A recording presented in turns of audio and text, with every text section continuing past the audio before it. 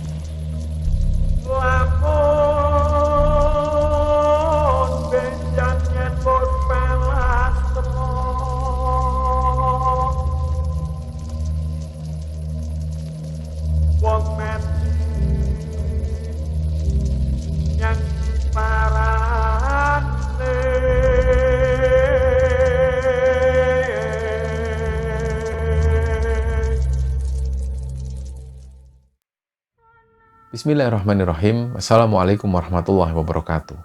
Sobat Kembara Sunyi dimanapun berada. Pada kesempatan kali ini kami akan membagikan cerita mistis yang dialami oleh Rifki yang asalnya dari Bandung.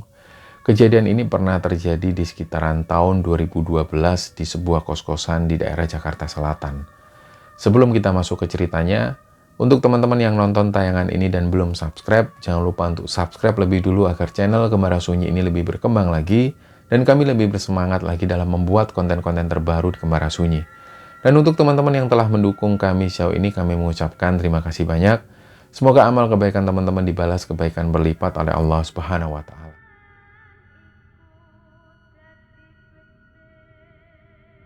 Ya, di episode kali ini teman-teman, kami akan menceritakan sebuah pengalaman mistis yang pernah dialami oleh sobat kembara yang bernama Rifki.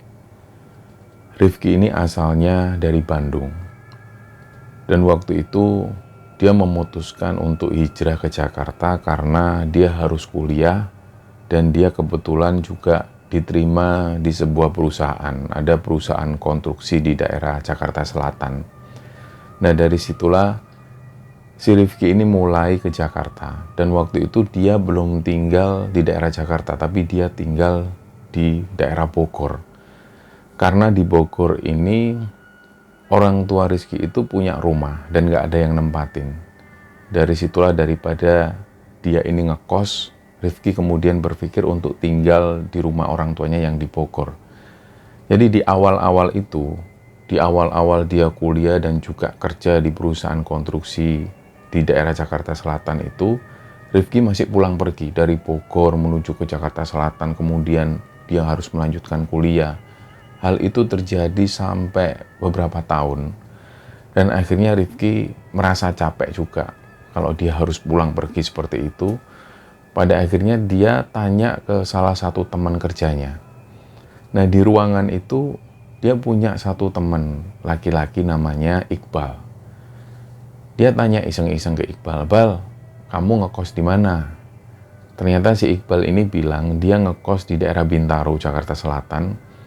Dan Rifki tanya, kira-kira di dekat kosmu itu masih ada nggak yang kosong? Nah, ternyata Iqbal ini bilang ke Rifki, "Nggak usah Ki, kamu ngekos sama aku aja. Di tempatku itu kamarnya ini besar, apalagi murah. cuma dihitung per kepala. Per kepala itu 150.000. Nah, mendengar jawaban dari Iqbal, Rifki ini langsung tertarik. Karena sebelum-sebelumnya, waktu dia ini nyari kos-kosan, apalagi di daerah Jakarta Selatan, ini nggak ada harga yang segitu. Pas begitu Iqbal ngomong seperti itu, Rifki agak nggak percaya, dia mau survei dulu seperti apa kira-kira tempatnya. Yang ada di pikiran Rifki, jangan-jangan tempatnya kotor, nggak terawat. Akhirnya disewakan murah seperti itu. Jadi dia pengen tahu. Nah, pas pulang kerja, dia sengaja ikut Iqbal ke kos-kosannya yang di daerah Bintaro itu. Begitu sampai di sana, Rifki juga kaget. Ternyata rumahnya ini besar. Rumahnya besar, terdiri dari 2 lantai. Di lantai pertama itu memang ditempati oleh pemilik rumah.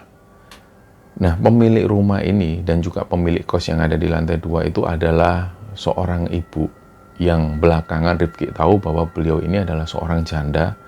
Dan pada waktu Rifki ke sana, dia bertemu dengan ibu kos, dia melihat ada 3 orang laki-laki. Nah, kata Iqbal, 3 orang laki-laki ini adalah anak-anaknya. Nah, kira-kira anak-anaknya itu yang paling muda, menurut Iqbal usianya sudah 35 tahun. Sedangkan yang lain sudah di atas 35 tahun. Nah, Iqbal sendiri juga cerita ke Rifki, anak-anaknya ini nggak ada yang bekerja. Mereka semua kesehariannya juga pengangguran di rumah.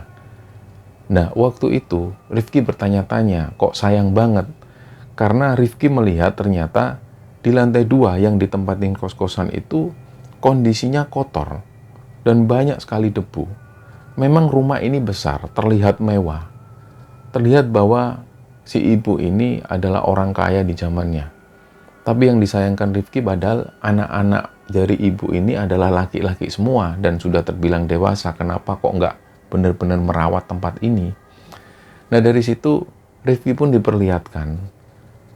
Di lantai 2 itu ada 3 kamar. Yang masing-masing kamar itu sekali lagi membuat Rifki ini kaget. Karena ternyata kamar itu ukurannya besar banget. Kalau di rata-rata, satu kamar ini bisa ditempati 1 sampai 4 tempat tidur. Jadi benar-benar besar. Nah, kebetulan waktu itu di setiap kamar sudah ada yang menyewa. Umumnya satu kamar itu ditempati sampai 3 orang. Dan ada juga yang ditempati 2 orang. Sedangkan Iqbal waktu itu tinggal sendirian di kamar ini. Dan dari sinilah kemudian Iqbal itu menawarkan ke Rifki supaya dia bisa tinggal satu kamar. Awalnya Rifki ini melihat kondisi di rumah ini nggak terawat. Tapi dia meyakinkan dirinya lagi bahwa kos di sini ini sewanya murah. Ini yang terpenting. Jadi dia bisa hemat selama dia kerja dan kuliah di Jakarta, dia bisa nabung. Pikirannya cuma itu. Jadi dari situ Rifki pun menerima tawaran Iqbal, dia langsung bayar 150.000 ke ibu kos, dan keesokan harinya sebelum dia berangkat ke kantor dari Bogor itu semua barang-barang Rifki ini dikemas. Dan kemudian dia sampai di kantor, dia bekerja seperti biasa, sore harinya barulah dia menuju ke kos-kosan itu. Nah, malam pertama pas waktu Rifki ini tidur di kos-kosan, dia masih belum kenal dengan teman-teman penghuni yang ada di kamar-kamar lain. Jadi dia tidur sekitar jam 9 malam itu dia tidur dan dia kebangun di jam 2 dini hari. Biasanya tipikal Rifki ini orang yang susah tidur. Dia selalu tidur di atas jam 11 bahkan di atas jam 12 malam. Tapi malam itu mungkin karena dia kecapean, dia tidur lebih dulu dan bangun-bangun sekitar jam 2. Nah, dia ini pengen buang air kecil. Dia keluar kamar di ruang, nah di lantai 2 itu, di tengah-tengah ini ada semacam ruangan. Dan balkon itu ada di bagian belakang, bukan di bagian depan. Jadi balkon di lantai 2 itu langsung menghadap ke halaman belakang, di mana di halaman belakang itu ada kolam. Dulunya mungkin kolam ikan yang nggak terawat. Dan ada 2 buah pohon rambutan yang ukurannya besar. Dan di sebelah balkon itu ada toilet. Jadi untuk menuju ke toilet itu harus jalan beberapa meter. Dan di seberang toilet persis itu ada semacam sofa dan juga meja. Jadi kalau kita masuk ke toilet dan kita nutup pintu, itu selalu menghadap ke arah sofa dan juga meja ini. Nah, awalnya pas jam 2 itu Rifki ini mau menuju ke toilet. Karena di sana itu penerangannya ini samar-samar. Rifki sendiri nggak tahu kenapa setiap malam lampu yang menyala itu hanya lampu-lampu kuning yang nyalanya itu nggak seberapa terang. Jadi malam itu pas Rizky mau ke toilet, dia ngelihat secara samar-samar di sofa, yang sofa ini posisinya persis di seberang toilet, itu ada sosok laki-laki yang duduk. Nah, si laki-laki ini, dia itu rambutnya keribu besar. Yang terlihat dari kejauhan, ini cuma bayangan hitam dengan rambut keribu. Awalnya Rifki cuma berpikir mungkin ini penghuni kos yang lain lagi nongkrong di sana. Nah, dia jalan seperti biasa dan otomatis dia harus melewati satu laki-laki yang duduk ini. Dia pun bilang, "Permisi bang." Dan si laki-laki ini nggak ngomong apapun kecuali dia mengeluarkan suara. Nah, Rifki ini tetap berpikir positif. Dia nggak mikir aneh-aneh. Yang ada di pikiran Rifki ini, orang sombong banget. Padahal dia sudah ngucapin permisi, tapi kok jawabnya cuman gitu aja. Nah, Rifki ini langsung masuk toilet. Secara otomatis badannya ini balik arah untuk nutup pintu toilet. Dan secara otomatis juga dia bisa ngelihat langsung ke arah sofa. Ternyata waktu itu sosok laki-laki ini sudah nggak ada lagi. Karena Rifki ini nggak percaya, dia belum mau masuk toilet. Dia masih melihat dulu, kira-kira si laki-laki ini masuk kemana. Padahal kejadian itu hanya sekian seperberapa detik. Begitu Rifki ini masuk toilet dan dia balik badan, ternyata sosok laki-laki ini sudah nggak ada lagi. Nah, setelah itu dia pun kencing. Setelah ini dia kembali ke kamar dan keesokan harinya, dia coba menceritakan hal ini ke Iqbal. Iqbal itu bilang bahwa yang ngekos di sini nggak ada ciri-ciri yang seperti itu. Nggak ada sosok laki-laki yang rambutnya keribu seperti itu, nggak ada. Dan menurut Iqbal, di jam-jam seperti itu, nggak pernah ada penghuni kos yang duduk-duduk di sofa. Karena rata-rata dari mereka itu pekerja-pekerja yang mereka harus berangkat di pagi hari. Jarang banget Iqbal itu menemui ada yang nongkrong sendirian, apalagi di jam-jam seperti itu. Nah, Rifki pun mengabaikan. 2 hari kemudian, dia mulai nongkrong dengan tetangga-tetangga di kamar. Dia kenalan dan lain sebagainya, dan dalam kesempatan ini Rifki sempat tanya ke penghuni yang ada di sana. "Bang, kalau boleh tahu, ada nggak bang yang tinggal di sini yang rambutnya agak keribu besar?" Nah, orang-orang yang ditanya Rifki ini juga kebingungan. "Nggak ada itu mas. Memangnya gimana? Ketemu di mana?" Dari situ Rifki cerita bahwa dia ketemu sosok laki-laki dengan rambut keribu itu. Dia duduk di sofa malam hari sekitar jam 2. Waktu itu penghuni-penghuni kos yang ada di sana ini nggak percaya dengan cerita Rifki karena yang pertama, nggak ada penghuni kos seperti itu. Ciri-ciri seperti itu nggak ada. Dan yang kedua, penghuni kos yang lain ini juga menjelaskan hal yang sama seperti Iqbal, bahwa mereka ini yang tinggal di sini jarang banget melean atau terjaga di malam hari. Jarang banget. Dan itu hampir nggak pernah terjadi. Apalagi menurut mereka yang dilihat Rifki ini ciri-cirinya seperti itu. Jadi mereka bilang bahwa nggak ada penghuni kos yang seperti itu. Nah, waktu pun berlalu. Rifki akhirnya tinggal di sana. Berbulan-bulan kemudian dia masih tinggal di sana. Ada satu kamar yang semua penghuninya ini pindah dari kos tersebut. Akhirnya kamar ini pun kosong. Tinggallah 2 kamar yang ditempati Rifki dan 1 orang lagi. Nah, berjalannya waktu sampai kira-kira hampir 1 tahun kemudian, barulah penghuni kamar kos yang lain ini juga ikut pindah. Jadi tinggallah Rifki dan Iqbal di sana. Dan waktu itu karena mereka mengetahui ada 1 kamar kosong yang posisi kamar ini dekat sekali dengan balkon. Jadi kalau dilihat kamar ini memang posisinya enak banget. Kalau mereka keluar dari kamar, mereka bisa langsung melihat ke arah balkon. Nah, Rifki dan Iqbal ini punya pikiran, "Ki, gimana kalau kita pindah ke kamar itu aja? Kan mumpung kamarnya kosong." Ya udahlah, coba bilang ibu kos. Ternyata ibu kos pun setuju, nggak ada masalah. Iqbal dan Rifki akhirnya pindah ke kamar yang ini, kamar yang dekat dengan balkon. Ternyata mereka ketika menempati kamar ini, banyak sekali gangguan yang mereka alami. Jadi di malam kedua ketika mereka tinggal di sana, waktu itu Iqbal ini sudah tidur lebih dulu. Nah, Rifki keluar dari kamar, dia menuju ke balkon. Di sana itu dia ngerokok sambil ngelihat pemandangan yang ada di bawah. Di situ dia ngelihat kolam ikan yang nggak terawat itu. Dia melihat pohon rambutan dan di bawah ada beberapa banyak sampah-sampah yang tercecer di sana. Kondisinya di sana memang benar-benar nggak terawat. Nah, pas habis 2 batang rokok, tiba-tiba Rifki ini mencium bau pandan. Bau pandan ini wangi sekali dan dia ingat bahwa ini kok kalau di tempatnya itu di Bandung, Rifki selalu mencium bau pandan ini ketika ada orang yang meninggal. Jadi bau-baunya itu semacam itu. Ada wangi-wangian orang-orang mati, ada juga bau-bau pandan. Di sini Rifki ini sudah mulai curiga. Dia sempat berhenti sebentar, dia noleh kanan kiri, ini kok baunya semakin menyengat.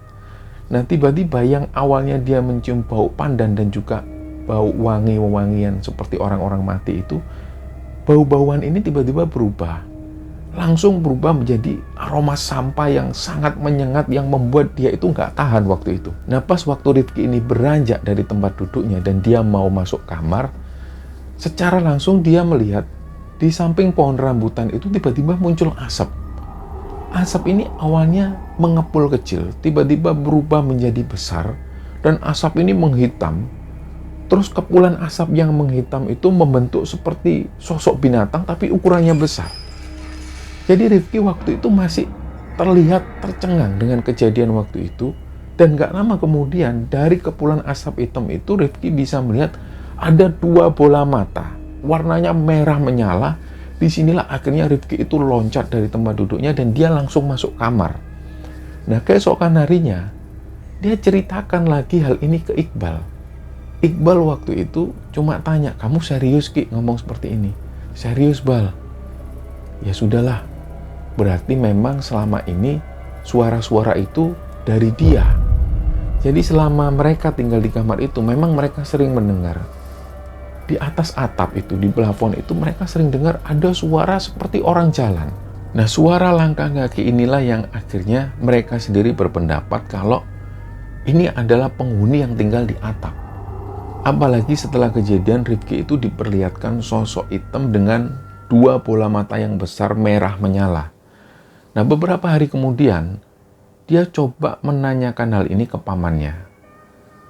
Rifki ini punya paman, beliau tinggal di Bandung dan beliau itu bisa dikatakan orang ngerti, orang yang paham tentang hal-hal seperti ini. Jadi waktu itu Rifki ngobrol ke pamannya, dia telepon, dia ceritakan semua yang pernah dia alami di sana.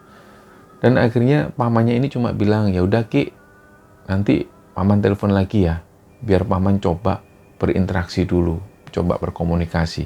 Jadi setelah beberapa saat setelah itu, pamannya Rifki ini telepon lagi. Terus beliau bilang, Ki, kamu sebenarnya nggak tinggal di kamar itu ya? Nah, Rifki bilang, oh iya paman, ini kami baru pindah ke sini soalnya penghuni-penghuni kos yang lain ini sudah pindah. Itu Ki, yang di sana itu yang kamu tempatin, itu memang rumahnya. Di situ ada Gundurwo. Dia ini dulu memang sengaja dipelihara oleh pemilik rumah. Dan dia memang tinggalnya di sana dan dia ini karakternya usil memang. Nah, mendengar hal itu, Rifki ini juga agak bingung. Karena pamannya juga membenarkan hal ini, apalagi Rifki juga sempat ketemu dengan sosok Gundurwo ini, dia sempat bingung apakah dia mau pindah atau gimana. Nah, karena dia bingung waktu itu, dia pun menceritakan hal ini ke Iqbal. Harapan Rifki waktu itu supaya Iqbal ini tahu dan Iqbal ini bisa memikirkan solusi yang lain. Entah apakah dengan pindah kamar ke kamar yang lain atau apakah harus ngomong ke ibu kos bahwa di sana ada sosok Gundurwo yang tinggal. Rifki pun cerita ke Iqbal. Ternyata tanggapan Iqbal ini nggak seperti harapan Rifki. Iqbal ini malah ketakutan. Dia benar-benar ketakutan waktu itu dan dia sudah merencanakan untuk pindah dari tempat kos ini. Waktu itu tentu Rifki ini kecewa. Kamu gimana sih Bal? Aku ini mau cerita ini supaya kita sama-sama cari solusi. Apakah kita harus pindah kamar atau kita ngomong ke ibu kos supaya manggilin Ustadz untuk ngusir sosok Gundurwo yang ada di sini. Kok malah kamu mau pergi? Terus aku gimana? Aku sendirian dong tinggal di sini. Nah, Iqbal sudah nggak bisa berpikir lagi, dia minta maaf benar ke Rifki, karena dia benar-benar takut. Setiap malam memang Iqbal mengakui, dia selalu mendengar ada suara-suara aneh, terutama seperti suara langkah kaki orang yang jalan-jalan di atas. Tapi selama itu Iqbal ini hanya diam. Dia nggak mau mengungkapkan hal ini, dia ngempet perasaan takutnya itu. Nah, beberapa hari kemudian Iqbal pun akhirnya pindah dari tempat kos itu, tinggallah Rifki ini sendirian di sana. Waktu itu dia ada di kantor, dia sudah berpikiran, Rifki ini mau mengganti semua lampu yang ada di lantai 2. Karena selama ini Rifki itu nggak nyaman dengan lampu yang ada di sana. Lampu ini terlalu gelap. Dia butuh lampu yang lebih terang dengan lampu LED yang berwarna putih. Akhirnya pulang kerja, dia sengaja mampir ke toko elektronik. Dia beli lampu ukuran yang 11 watt. Dan lampu ini lampu LED dan nyalanya sangat terang sekali. Dia belikan yang paling mahal. Waktu itu lampu ini ada garansinya. Jadi kalau ada apa-apa dengan lampu ini bisa langsung diretur. Nah, pulanglah dia dan langsung diganti lampu tersebut. Tiba-tiba setelah Rifki ini mandi, dia keluar dari toilet, dia kaget. Ternyata lampu ini mati lagi. Langsunglah dia coba, saklar ini dicoba dicetek-cetek lagi oleh Rizky. Ternyata lampu ini nggak juga nyala. Lah, menyerahlah dia waktu itu karena lampu ini masih ada garansi, lampu ini dilepas, dan setelah dia ganti baju, dia kembali lagi ke toko elektronik itu, dia bilang ke penjualnya, Pak, ini nggak bisa lampunya. Loh, kok nggak bisa, Mas? Kan baru tadi belinya.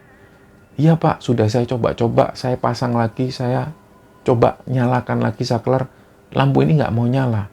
Oh ya, sudahlah, saya ganti yang baru aja, toh ini juga garansi. Ya, Pak, terima kasih, Pak. Dibawalah lampu ini kembali dan langsung dipasang. Ternyata setelah itu lampu ini pun nyala.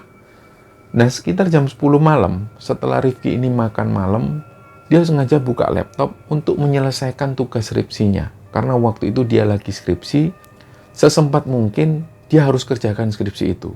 Jadi kalau ada waktu di malam hari, dia sengaja mengerjakan sedikit-sedikit skripsinya itu. Malam itu sekitar jam setengah 12 malam, pada saat si Rifki ini asik-asik ngerjakan skripsi, pintu kamar itu dibiarkan terbuka. Pintu balkon di depan itu juga dibiarkan terbuka. Dan tiba-tiba, dia itu dengar ada suara angin. Nah, suara angin ini terdengar semakin lama semakin kencang, dan langsung pada waktu itu, lampu bolam ini pecah. Dan langsung mati seketika itu juga, dan secara bersamaan, pintu kamar Rifki ini ada yang nutup. Dan nutupnya itu seperti dibanting. Wah, dari situlah Rifki ini benar-benar ketakutan, dia kaget. Karena nggak pernah dia mengalami kejadian sedahsyat itu, yang menurut Rifki waktu itu ini benar-benar ancamannya luar biasa. Diawali dengan lampu yang pecah, dan tiba-tiba pintu itu ada yang banting. Rifki akhirnya nutup laptop, dan dia langsung memutuskan tidur.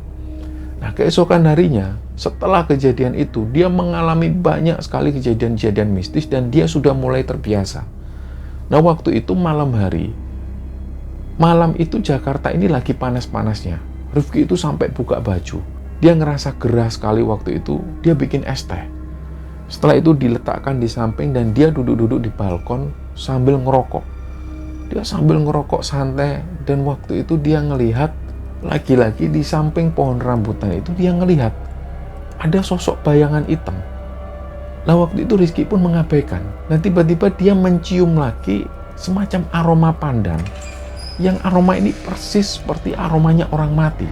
Dan gak lama setelah itu, dia juga mencium aroma wewangian. Lama-lama, sosok yang dilihat Rifki itu berubah menjadi sosok hitam. Dan pada saat inilah Rifki itu ngelihat ada sepasang mata warna merah dan ada taring yang keluar. Nah, waktu itulah Rifki ini langsung lari masuk kamar. Dia nggak berani lagi ngerokok di depan dan dia langsung mencoba untuk tidur. Posisi waktu itu dia tidur nggak pakai baju. Tiba-tiba dalam tidurnya, Rifki ini merasa ada yang ngelus-kelus perutnya. Dan dia merasakan ada tangan besar, tapi tangan ini penuh bulu. Dan rasanya Rifki itu merasakan sangat dingin sekali di bagian perut. Ada yang ngelus-ngelus terus. Tapi waktu itu Rifki ini juga heran, ini tangan siapa? Dia juga nggak berani buka mata waktu itu. Dan kejadian itu hampir sampai 1 jam lebih, sampai kemudian Rifki ini pun benar-benar mengabaikan kejadian itu. Waktu Rifki ini pulang Sesampainya di kos, suasana di luar itu gerimis tipis karena waktu itu sedang musim hujan. Jadi ngelihat suasana yang seperti itu dengan ditambah kondisi Rifki waktu itu yang capek, dia langsung masuk kamar dan sekitar jam 9 malam dia sudah tertidur. Nah, di sekitar jam 11 malam, Rifki itu merasakan gerah sekali karena kipas angin di kamar itu mati. Pas waktu Rifki ini buka mata, ternyata malam itu di jam 11 malam, ini kondisinya lampu mati. Dan di luar itu hujan turun dengan sangat deras banget. Nah, begitu dia bangun, dia ngelihat kondisi di sana itu gelap gulita. Apalagi di luar ini hujan sangat deras sekali. Jadi persis waktu itu dia kayak uji nyali. Dia sendiri bingung. Banyak sekali suara-suara aneh yang terdengar di luar kamar. Nah, Rifki ini bingung mau kemana. Kalau di luar dia mau kemana, apalagi ini kondisinya hujan deras, dia langsung ambil rokok, dia ambil korek. Nah, pas waktu Rifki ini nyalakan rokok, korek ini nyala, dia bisa ngelihat remang-remang di sekitar kamarnya itu. Dia ngelihat ada kaki. Kaki ini ukurannya besar banget. Dan Rifki itu kaget. Sambil dia nyalakan rokok, dia ngelihat ada kaki, tapi ukurannya besar banget, tinggi. Nah, Rifki ini langsung ngelihat ke arah atas. Ternyata ada sosok tinggi besar. Ini kira-kira sampai nembus plafon. Sosok ini tinggi besar berbulu. Nah, setelah Rifki melihat sosok ini, dia langsung keluar kamar. Dia nggak tahu harus kemana lagi dan nggak berani masuk kamar lagi. Sampai pagi hari dia nggak mau masuk kamar. Nah, beberapa hari kemudian, Rifki ini lebih sering diganggu oleh sosok-sosok semacam ini. Banyak sekali suara-suara gaduh seperti orang berjalan di atas, dan ada juga semacam suara-suara seperti orang mengerang. Itu dialami Rifki hampir setiap hari. Dan Rifki masih tetap bertahan ngekos di tempat itu karena dia berpikir kalau dia ngekos di sana, uangnya ini bisa dihemat untuk ditabung. Jadi Rifki ini sampai punya pikiran waktu itu. Dia harus menangani hal ini. Dia nggak mau terus-terusan setiap malam diganggu dan dia ketakutan sampai mengganggu waktu tidurnya. Nah, waktu itu dia pulang kerja. Dia inisiatif, dia beli minuman beralkohol. Jadi dia sengaja beli miras ini supaya nantinya dia bisa tertidur dengan nyenyak dan dia nggak pedulikan lagi suara-suara yang ada di kamarnya itu. Nah, malam itu dia minum. Sampai sekitar jam 11:30 malam barulah dia ini tertidur. Nah, dalam tidurnya itu, sekali lagi Rifki mendengar ada seperti orang jalan.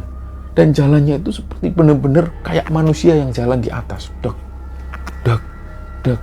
Nah, waktu itu karena Rifki ini sudah terpengaruh alkohol, dia langsung melempar botol mirasnya itu ke arah atas sambil dia ini ngumpat.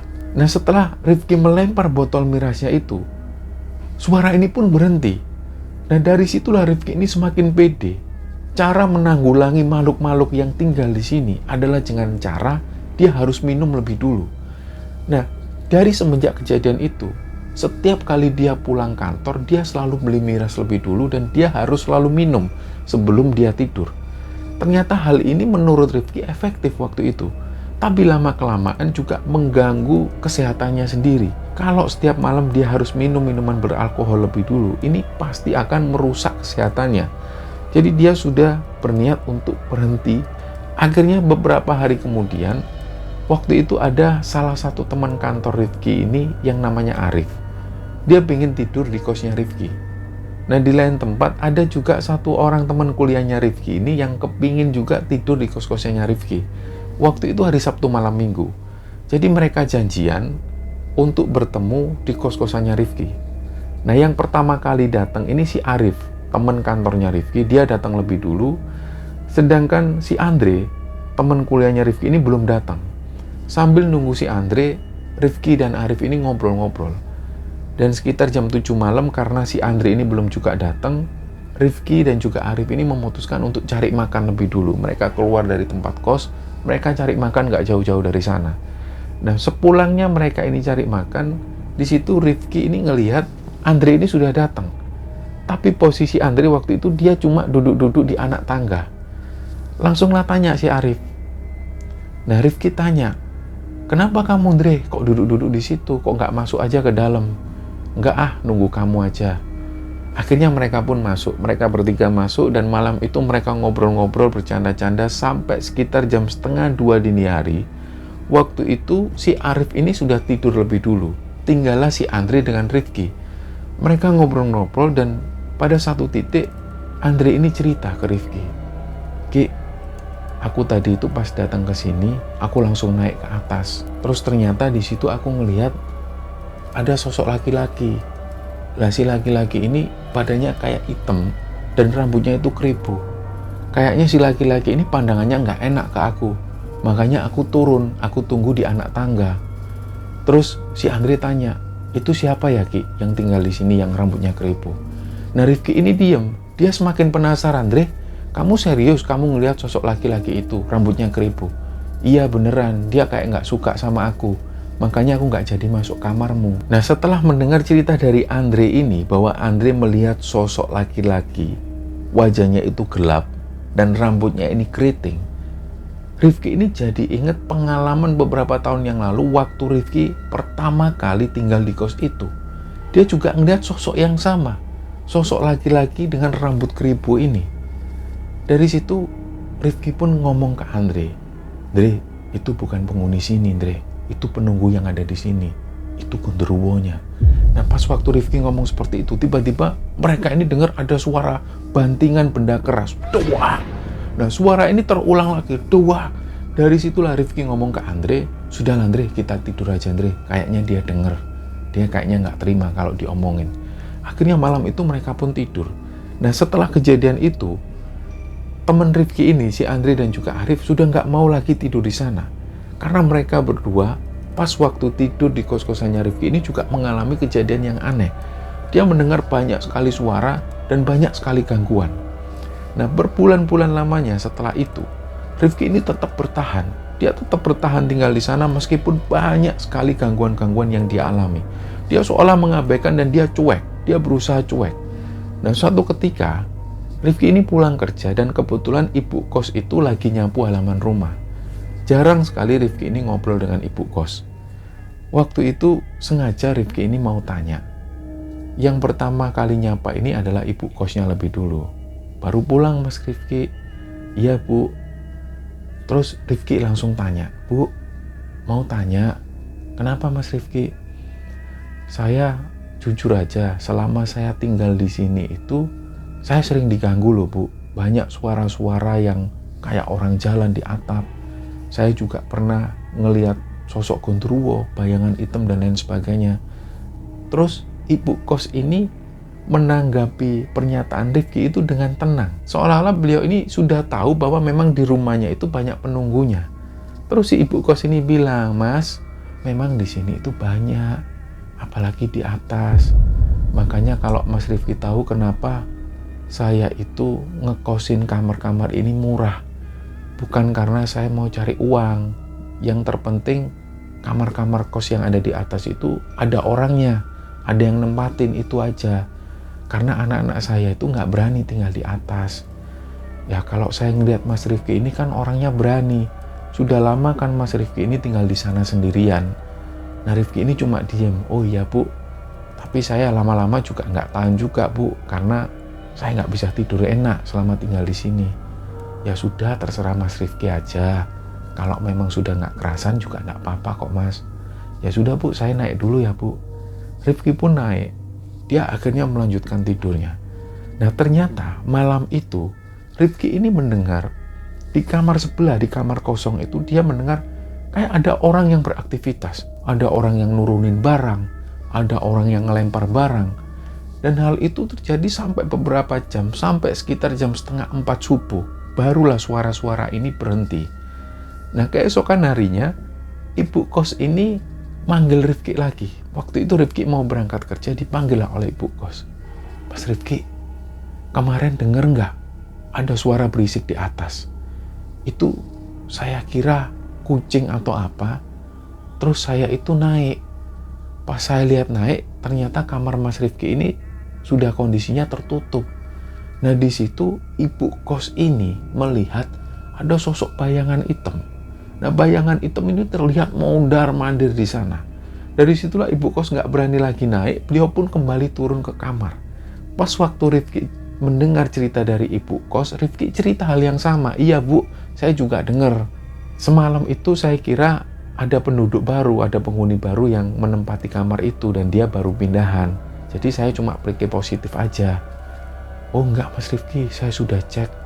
Ternyata memang ada sosok hitam besar itu. Nah mendengar cerita itu Rifki ini lama-lama dia juga bosan. Akhirnya beberapa bulan setelah itu kuliah Rifki ini tinggal sedikit.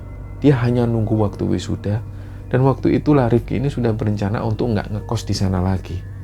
Nah di situ Rifki punya inisiatif. Sebelum dia pindah kos-kosan, dia sengaja mau mendatangkan ustadz ke sana untuk paling tidak mengetahui sebenarnya apa yang terjadi di rumah ini. Dan yang kedua, kalau memang bisa ustadz ini mengusir sosok gondrowo yang ada di sana, Rizky juga nggak keberatan, dia juga malah senang. Jadi sore itu, barang-barang Rifki ini sudah di-packing semua, dan Rifki ini sudah pamit ke ibu kos. Di situ Rifki sudah menjelaskan juga ke ibu kos bahwa Rifki ini mau mendatangkan seorang ustadz untuk ngecek kondisi di lantai 2 itu, sekaligus untuk mengetahui ada apa di sana. Ibu kos pun nggak keberatan, ya nggak apa-apa Mas Rifki, kalau memang bisa dibersihkan, ibu malah senang juga. Nah sekitar jam 6:30 malam, ustadz ini pun datang. Kita sebut nama ustadz ini Ustadz Latif. Begitu Ustadz Latif ini datang, langsunglah diajak Rifki naik ke atas dan masuk ke kamarnya. Di sana Ustadz Latif ini sempat sholat lebih dulu, dan waktu itu Rifki pun ikut sholat di belakangnya. Setelah itu Ustadz Latif ngomong ke Rifki, Mas, kalau bisa bantuin zikir ya, zikir terus yang banyak, baca-baca apa kek, bantuin saya. Tapi selama zikir jangan ganggu saya ya, biarin aja, saya nggak usah diajak ngomong, saya biarin berzikir. Oh iya Pak Ustadz. Nah malam itu mulailah Ustadz ini terus berzikir sampai sekitar 1 jam lebih. Jadi Rifki hanya bisa baca-baca ayat-ayat yang sebisanya. Setelah 1 jam berlalu, sang Ustadz ini ngomong ke Rifki, sudah Mas, insya Allah saya sudah pageri, tapi saya mau ngomong sama ibu kosnya dulu. Oh iya Pak Ustadz, saya bawa barang-barang saya sekalian Ustadz. Dibawalah barang-barangnya ini turun, dan Ustadz ini menghampiri ibu kos. Pada percakapan itu, Ustadz Latif ini ngomong ke ibu kos, Bu, ini insya Allah saya sudah pageri. Memang di sana ini banyak yang tinggal, terutama sosok gondrowo itu. Saya juga minta tolong partisipasi ibu dan juga anak-anak ibu di sini. Sering-seringlah lantai 2 itu dibersihkan, debu-debu yang kotor itu juga dibersihkan, dan sering-sering dibacakan ayat-ayat suci Al-Quran. Bagaimanapun juga, tugas saya untuk memageri ini gak sepenuhnya atas kehendak saya. Ini semua atas pertolongan Allah. Dan ibu juga harus minta pertolongan ke Allah dengan cara sering-sering membacakan ayat-ayat suci Al-Quran di sana. Nah setelah itu Ustadz Latif ini pun pamit. Begitupun juga Rifki pamit, karena malam itu Rifki ini mau ngajak Ustadz Latif untuk makan lebih dulu. Nah dalam perjalanan ke warung makan inilah Ustadz Latif itu cerita, Ki, kamu mau tahu nggak sejarah rumah itu? Emangnya kenapa ya Ustadz? Barulah Ustadz Latif ini cerita bahwa pas waktu Ustadz Latif ini zikir, beliau itu didatengin sosok hitam besar. Dan sosok hitam besar ini berjalan melingkari Ustadz Latif. Jadi dia itu kayak melayang-layang. Dia jalan sambil kayak melayang, dan inilah sosok gondrowo itu. Karena Ustadz Latif ini pengen berkomunikasi dengan sosok gondrowo ini. Maunya apa dan kenapa dia tinggal di sana, dan kenapa dia sering mengganggu penduduk yang ada di situ. Akhirnya dalam dialognya itu, Ustadz Latif ini dapat informasi dari sosok gondrowo ini, bahwa dulunya penghuni rumah ini, terutama suami dari ibu kos itu, memang pernah melakukan ritual semacam ritual pesugihan. Di mana dalam ritual pesugihan ini ada sosok gondrowo yang harus tinggal di sana dan harus dirawat. Nah, selama gondrowo ini dirawat, dikasih makan, dikasih tempat tinggal, dan diperlakukan secara baik, gondrowo ini akan memberi uang kepada si pemilik rumah tersebut dari cara-cara yang nggak masuk akal. Dan sampai pada akhirnya, ketika si pemilik rumah ini meninggal, gondrowo ini sudah nggak ada yang ngerawat lagi. Dan semua yang sudah diambil oleh pemilik rumah tersebut, harta-harta yang sudah dia dapat dengan cara-cara nggak benar itu, ini sudah ditarik semua pada waktu itu. Nah, hal ini ada hubungannya dengan anak-anak ibu kos yang waktu itu sudah besar-besar semua. Usianya rata-rata sudah di atas 35 tahun, tapi mereka ini nggak mau bekerja. Mereka lebih memilih untuk jadi pengangguran. Menurut Ustadz Latif, mereka ini memang sudah dibuat seperti itu. Karena mereka sudah nggak bisa kerja. Kalaupun mereka ini memaksakan untuk kerja, mereka nggak akan bisa bertahan lama. Karena menurut Gondoruo yang ada di sana itu, rezeki dari anak-anaknya ini sudah diambil lebih dulu oleh bapaknya dan sudah habis pada masa itu. Setelah mendapat cerita dari Ustadz Latif, Rifki pun akhirnya jadi tahu ternyata sejarah rumah ini seperti itu. Selama ini memang ibu kos nggak pernah terbuka satupun ke Rifki tentang persoalan suaminya di masa lalu. Mungkin jelas karena ibu kos merasa malu dengan hal itu. Nah, setelah nggak tinggal di sana, Rifki sempat ngekos sebentar di sebuah kos-kosan di Bilangan, Jakarta Selatan. Nggak lama setelah itu, Rifki pun lulus kuliah, Rifki kembali lagi ke Bogor. Nah, cerita inilah teman-teman yang dibagikan oleh sobat kembara yang bernama Rifki kepada Kembara Sunyi. Dan semoga kisah ini bisa kita ambil hikmah dan bisa kita ambil pelajaran di dalamnya. Mohon maaf kalau ada salah-salah kata. Wassalamualaikum warahmatullahi wabarakatuh.